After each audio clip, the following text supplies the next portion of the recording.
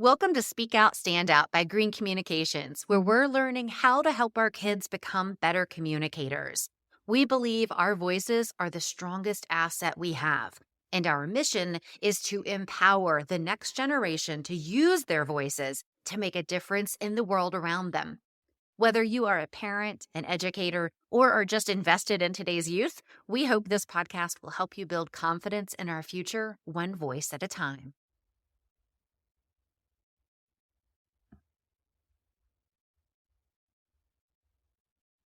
Welcome back to Speak Out, Stand Out by Green Communications. I'm Elizabeth Green, founder of Green Communications, and today's guest expert today is Dr. Jordyne Carmack. She is a leadership and communications coach with an amazing background in communications and helping the rest of us become better communicators. So first of all, Jordyne, we're super glad to have you here. Thanks for taking your time to talk with us today. Oh, it's a pleasure. I love the opportunity to talk more with other leaders and experts in communication. It's great networking and so much fun because we're all passionate about the same thing. So you and I are kind of at different ends of the spectrum a little bit in that you focus more on helping adults with communication skills. At Green Communications, we're focused more on developing those skills in kids. So let's kind of back into that a little bit. Yeah. If an adult that you're working with has not had opportunities to build on their communication skills and their self-confidence, which we know is a huge layer of being able to communicate, what kind of struggles do you see from them? What do they need help with? What do you see if they haven't had that base work happening when they were younger? So communication apprehension is rooted in two different places. It's either in preparation or in delivery. And so what I find is if they're having some issues of confidence, it comes down to, okay, maybe they don't know how to prepare to communicate effectively. So it's, I'm not sure what materials to incorporate, or I don't know how to organize my information, depending on whatever context that is.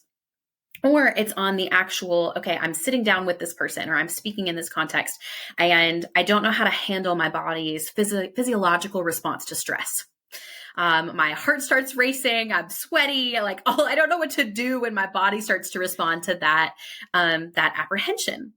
And so when I'm working with adults, first thing we want to do is identify which of those things is the primary concern and the reason they have some hesitation or apprehension, and then address that strategically. The confidence step is really important. One of my favorite sayings that it came first from a mentor, and I've heard it repeated from other leadership development people, is that confidence, you don't start with confidence, you begin with courage. And by small steps of courage taken each and every day, that is how you develop the discipline of confidence. Because confidence, once you have it, doesn't stay forever, right? Right. You can lose confidence in something when you're out of practice. But you can also build it by taking those small steps of courage, whether that's in having a difficult conversation with a person, or if that's doing small bits of public speaking and saying yes to that opportunity. When you develop those things, that's what these leaders are struggling with, is maybe they are too scared to take that first step of courage. That's a struggle that I see. But I would say, to summarize all of that, is one of two sides. It's the preparation piece or the delivery piece. And does it seem that more people skew to one than the other, or do you see really both? I think a lot of times you have people that will mistype.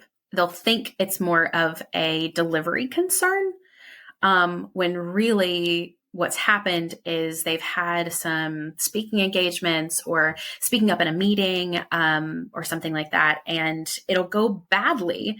And so they think, well, I struggle in the moment. But really, it's a preparation problem, is they don't know what to say and they think they can just wing it. And then it goes badly and they think they, wung it. they winged it badly. And it's like, well, you're trying to improvise without preparation, which increases your apprehension. And so they might say it's in the moment apprehension when really it's more fear of they're just avoiding preparing in general for one reason or another, which would help them later on. So I see that kind of mistype happen whenever I ask them that question. And so initially it might seem like more people have it in the moment communication apprehension when really it's on the other side of it. That makes sense. And I like that you said, first of all, tell me the phrase you said again. Confident, it begins with courage. How did that go again? Oh, I don't know that I've said it in a quippy way because I can't take credit for it. But if we were to say it, I would say that confidence begins with baby steps of courage. I love it. I think I love that. And I want to make a note of that and Yeah. remember that. Also, I like that you said that we can lose confidence in things.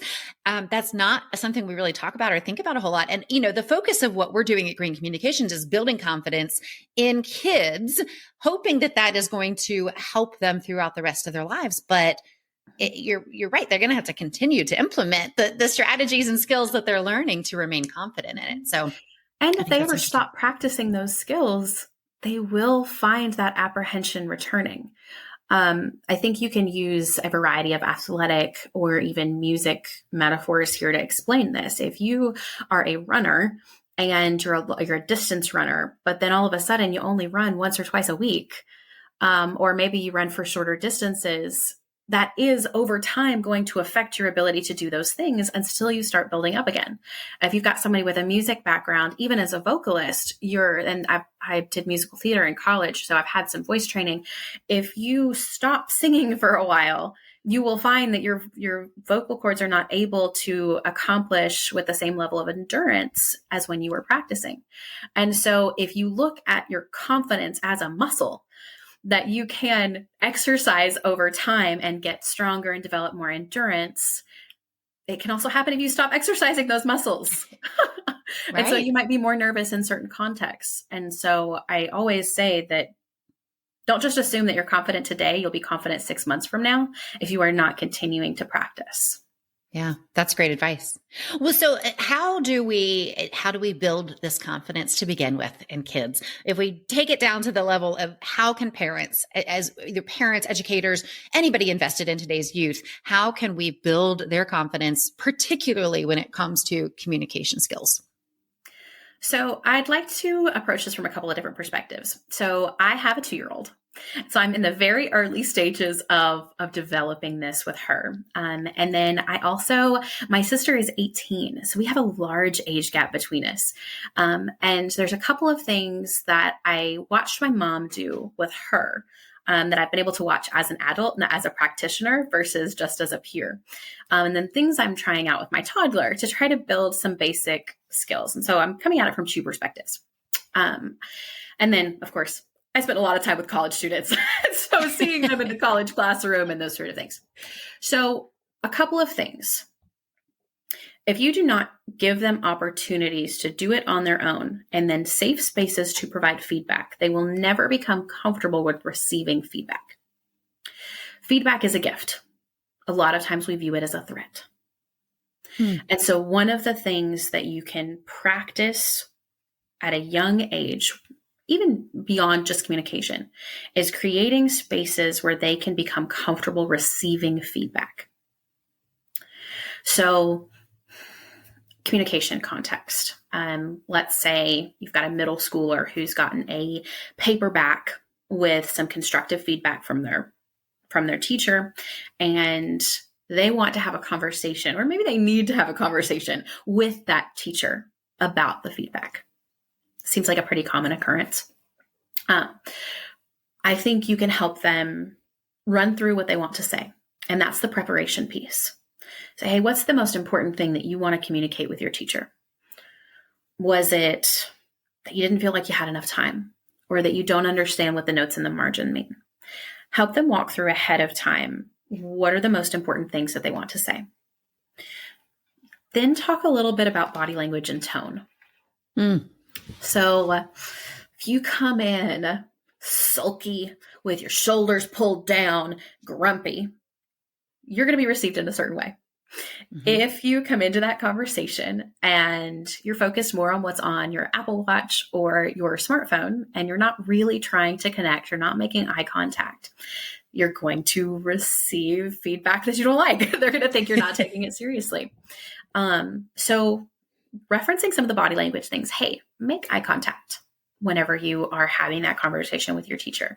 Come in prepared. So bring not your phone, honestly, but bring a notepad or bring a tablet where you can take notes when you have that conversation. What that indicates to the teacher is I am here to learn and to listen as well as have this conversation. Because yes, you come into a conversation and you have things you want to communicate, but you also want to receive additional feedback for the purpose of growth. So as a parent, by having that conversation with them on the front end, say, hey, let's work through this together. Tell me what you want to say. And then talking a little bit about body language prepares them to have that conversation. The other piece of it that I don't think happens as often is the back end conversation. And not necessarily on the car. You could have it in the car on the way home, but maybe set aside, 5 or 10 minutes to say, okay, do you feel like you communicated everything you wanted to? Or did you miss something? What do you think went wrong? What do you think you would have liked to happen differently? Getting some of that processing on the back end and then ending with if this were to happen again, what would you do differently? This metacognition, college term, right? We love to teach this in the college classroom because a student can then process, what do I want to accomplish? Then what worked and what didn't, and improve for the next on their own. That is such an important skill set in communication because it applies to public speaking. It applies to running a meeting. It applies to having any kind of conversation with a colleague, especially if they're difficult conversations. You want to be able to step back and develop that ability to be self-reflective. So that, I think, would be an amazing skill you could model as well as do with your middle schooler. I think that's a very perfect and relatable example. And I think just going back to the whole having them have the conversation with the teacher, Yes. as our kids grow, we have to start to let them do more for themselves, just like when they're little, right? At some point they start brushing their own teeth and all of that. Same thing with conversations and difficult conversations. We have to let them do it themselves. So that, first of all, that is something that we need to remember, right? We don't necessarily need to be the one having that conversation with the teacher. And then I love what you said about the retrospect of looking at after the fact and how could I do this differently? What would I do differently next time? And making sure we're asking those questions. One other thing that I really took though from what you just said too was everything you basically said from the parent perspective, you were asking the kid. Instead of telling the kid, I think you should say this or this, or well, maybe you should have done this or this. Instead, we're asking their opinions, their ideas so that they're learning and growing from it. I don't know if that was intentional or what, but I definitely got that because I'm one who's quick to say, well, maybe you should do it this way.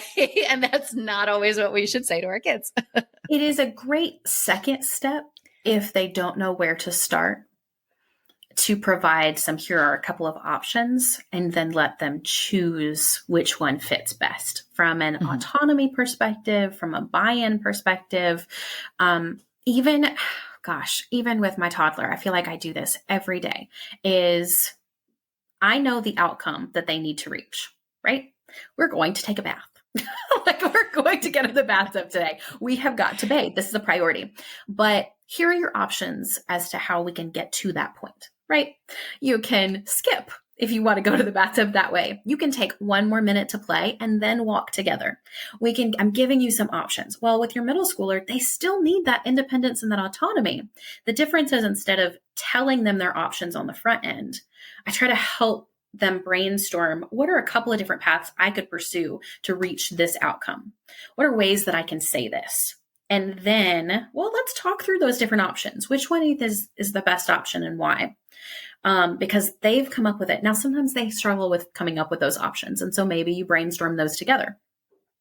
Or maybe you say, hey, I would suggest considering this as an option, but always presenting it not as a directive, but as a suggestion. So you might say even verbally, have you thought about blank? Or you might consider blank. How do you think your teacher would respond if? Prompting it as a question links in their brain, and you want to turn that on. The other thing, if you're just giving orders, they're going to be obedient, but they're never going to learn. Even with your rule follower kids who really do just want to make you happy and just want to get things done, they're just going to see it as a rule they have to follow. They're never going to learn anything from it. And so we have to relinquish some of that control. Yeah. Yeah, absolutely. And that speaks to me personally. My kids are tween and teenage range now. And so relinquishing that control is difficult, especially when we disagree with the way they're going to handle the situation, Yes. But they're still their own person and that's how they learn, right? Well, and that's why that follow-up conversation, particularly if they pursued, again, a non-life threatening route, right? So maybe they want to approach something in a way that you're like, man, that's really not going to work. But the only way you're going to learn that it's not going to go over well is if I let you do it. Mm-hmm. As long as it's not going to result in them getting kicked out of school or have major, on the back end, you have to process, hey, this is how things went whenever you said it this way. Or did you notice that you were on your phone the whole time and they sort of shut down? Or processing it with them on the back end and then saying, okay, well, you pursued this action. What do you think would happen if you actually done this other thing we talked about? That might help in that processing. And so when it comes up again, because most of the time it will, reminding them of, hey, you remember the last time we did it this way? What happened? Demonstrating that process. The other thing I would say, and I don't think you can say this often enough, and I know, but the modeling side of this is really important. And that might mean letting your kids in on some things that maybe you wouldn't have. So I'm just sort of thinking, if you are a small business owner or you work in a corporate environment or you work in education and you have a different but similar situation, you can bring it up to your teenager and say, hey, I've got to have a hard conversation with an employee. I'm worried about these things. This is the outcome that I'm looking for. Talk it out loud with them. Allow them to give you some feedback. What you're doing is just modeling and willingness to think about your communication and then adapt based on the responses. Most of the time, we just communicate really reactively. We only act in the moment. This is how I'm feeling, and so these are the words that are going to come out of my mouth. If you can model for them a more thoughtful approach to their communication and then encourage them to do that, I think you'll see, again, over time, because this is a skill to practice. I know lots of adults and college students have struggled with this. I've struggled with this. But if you can model that for them and help them develop that skill, I think you'll see really great outcomes from them as a college student as they become a more thoughtful, empathetic, and strategic communicator.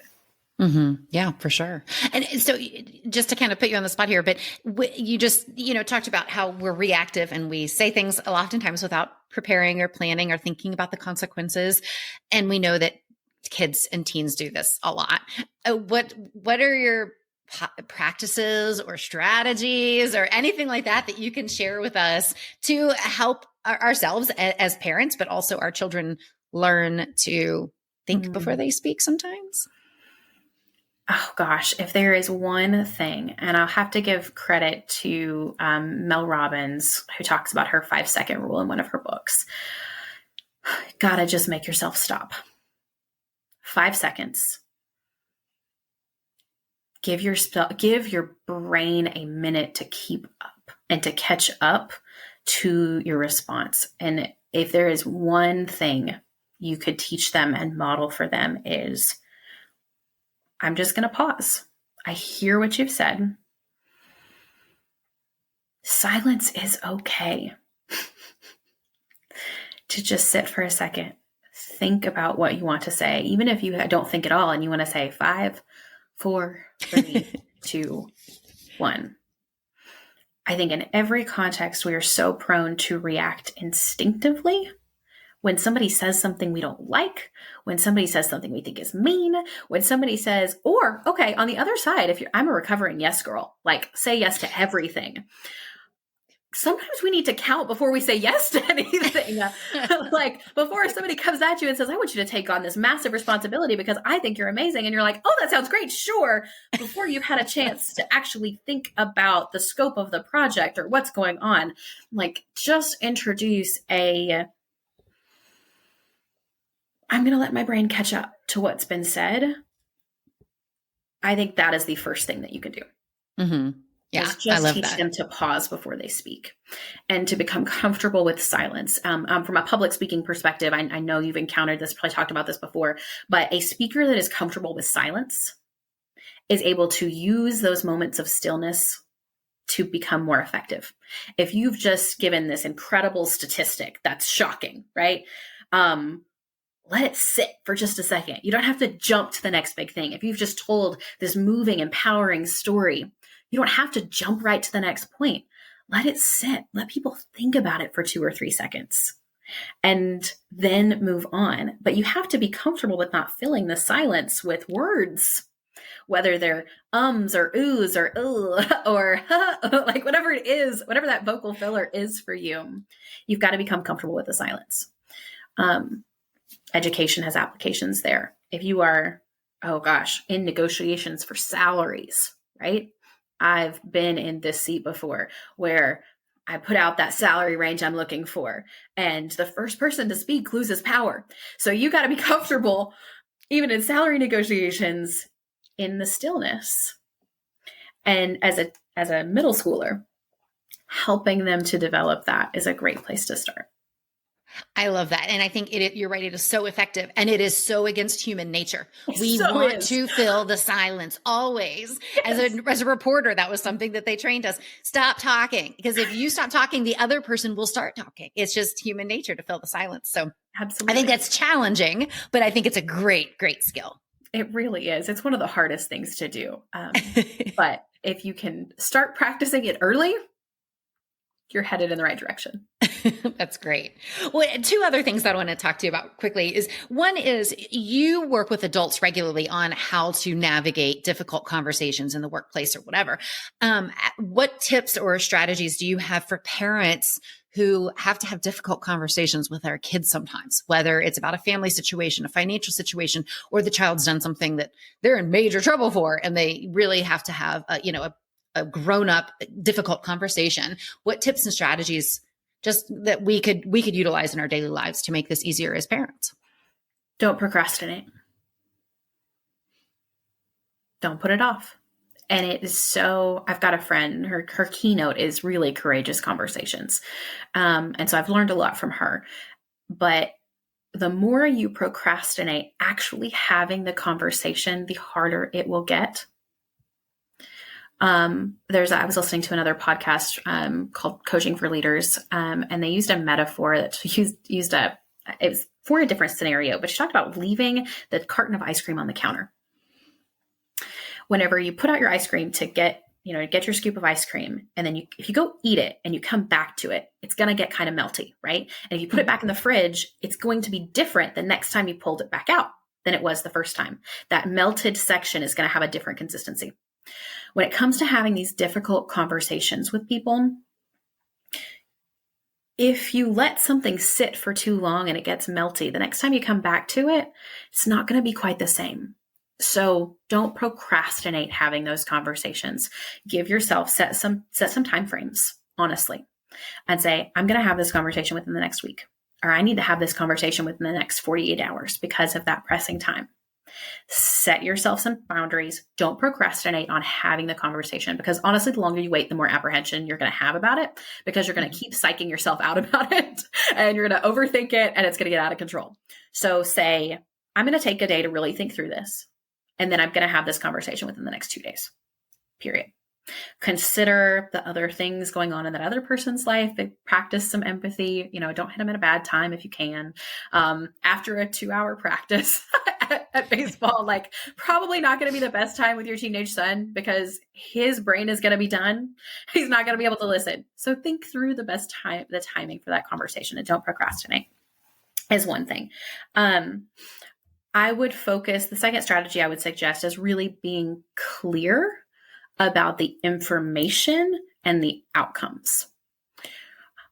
So what information has to be communicated?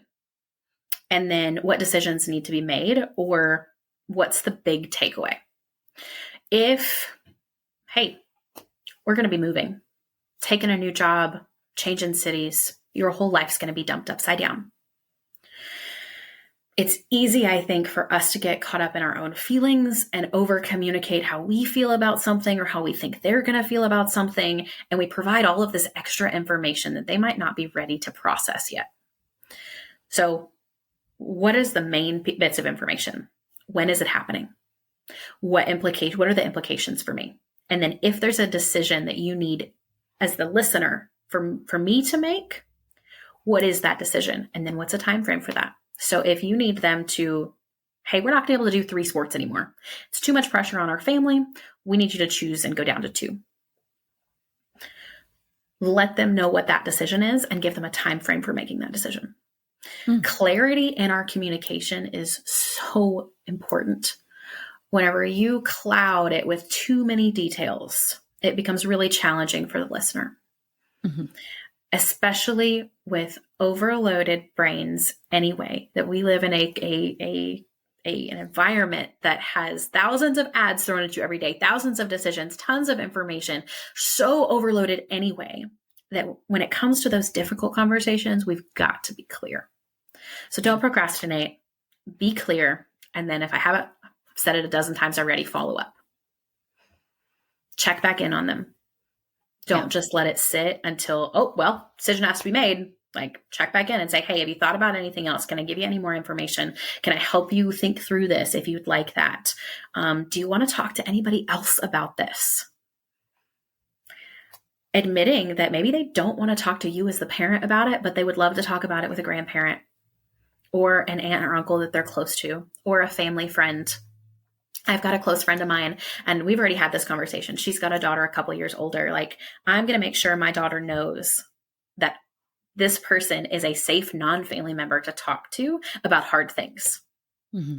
And so after they've thought about it a couple of days, whatever that thing is, say, hey, do you want to talk to this person about that? It's okay if you want to share with them how you're feeling and what you're processing. I know it might not be me. Giving them that safe, again, the safe person that you've identified, again, not some random person on the internet or whoever they've chosen or the friend you don't trust. I mean, there's all kinds of people they could choose that aren't a wise choice to have that conversation with, but letting them know that, hey, here's a person that's already aware of the situation that you could talk to might be helpful too.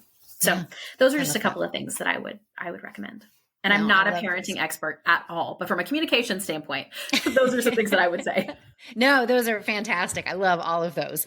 So, and I know we're running out of time, but one other thing I wanted to ask you about for our kids who are getting a little bit older and I'm ready to venture out into their first job at Subway or the grocery store or wherever it is that they're going to have their first job. They have to learn interviewing skills and things like this. So let's dive into that for just a couple of minutes of how do we help our kids navigate facing their first interview, even if it's just at a fast food place. It's still an interview and they need to be prepared. So do a mock run through. Don't just talk about what to expect and those sort of things, but actually make this tangible and have them physically practice.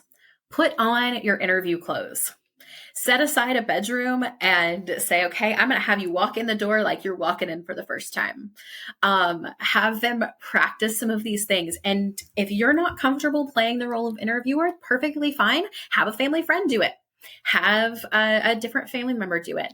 And actually have them role play it out.